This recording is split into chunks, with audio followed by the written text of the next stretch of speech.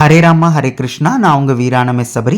ஆண்டாள் திருவடிகளே சரணம். இப்ப நீங்க பாக்குறது ஸ்ரீரங்கத்துல கண்ணாடி அறை சேவையில் இருக்கிற அந்த ஆண்டாள் தான். ஸ்ரீரங்கத்துல மார்கழி மாசம் வந்துச்சு அப்படின்னா ஒவ்வொரு பாசுரத்தையும் கொலுவா அவங்க அலங்கரிச்சு வைப்பாங்க.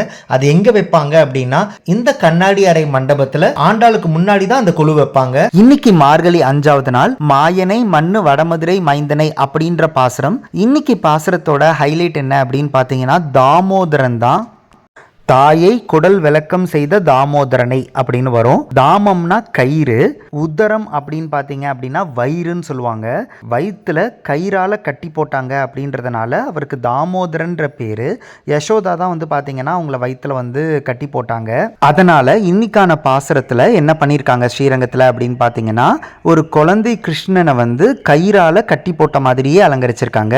நிறைய குறும்புகள் கிருஷ்ணர் பண்ணிட்டே இருந்ததுனால யசோதா என்ன பண்ணாங்க அப்படின்னு பார்த்தீங்கன்னா அவரோட வயிற்றுல கயிறை கட்டி அந்த கயிறை வந்து உகல்ல கட்டிட்டாங்க. அதனாலதான் தாமோதரன். யசோதா அந்த பக்கமா போனதுக்கு அப்புறமா அந்த உகலை இழுத்துக்கிட்டே கிருஷ்ணர் வந்து இங்கேயும் அங்கேயும் போயிட்டு இருந்தாரு. அப்போ 2 மரங்கள் இருந்துச்சு. அந்த 2 மரங்களுக்கு நடுவுல அவர் பூந்து அப்படியே அந்த உகலை இழுத்துட்டு வரும்போது அந்த உகலை இழுக்கிற அந்த ஃபோர்ஸ்ல 2 மரங்களும் வேரோட பிச்சுக்கிட்டு வந்துருச்சு. அந்த 2 மரங்கள் யாரு அப்படின்னா குபேரனோட மகன்கள். அந்த 2 மகன்களோட பேர் நல்குபேர், மணிகிரீவா. அவங்க 2 பேருமே நாரதரால சாபம் பெற்றாங்க.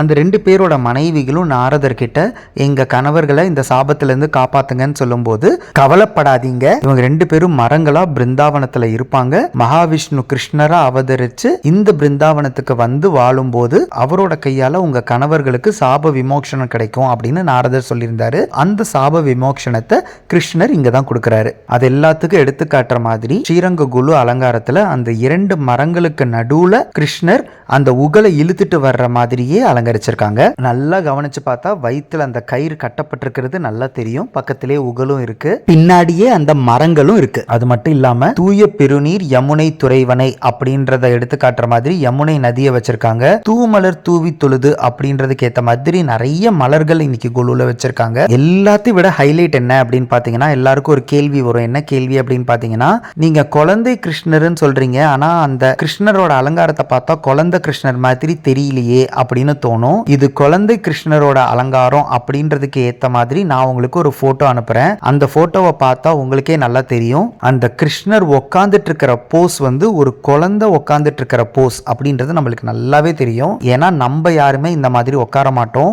குழந்தைங்க தான் இந்த போஸ்ல உட்காருவாங்க. அந்த போட்டோ உங்களோட ஷேர் பண்றேன். இப்ப நீங்க பாக்குறது 2023ல அலங்கரிச்சு வச்ச குலு. இப்ப நீங்க பாக்குறது 2024ல அலங்கரிச்சு வச்ச குலு. ஒவ்வொரு வருஷமும் ஒரு சின்ன சின்ன மாற்றத்தை ஏற்படுத்தி அவ்வளோ அற்புதமாக செஞ்சுட்டு இருக்கிறாங்க ஸ்ரீரங்கத்தில். அது அற்புதமாக ஸ்ரீரங்கத்தில் இந்த மாதிரி பாசுரத்தில் இருக்கிற ஒவ்வொரு விஷயத்தையும் கவனிச்சு ஆண்டாள் கண்ணாடி அறை சேவையில் குலுவா வச்சிருக்காங்க. நாளைக்கு அடுத்த பாசுரத்தோட குலுல உங்களை சந்திக்கிறேன். ஆண்டாள் திருவடிகளே சரணம். ஹரே ராமா ஹரே கிருஷ்ணா.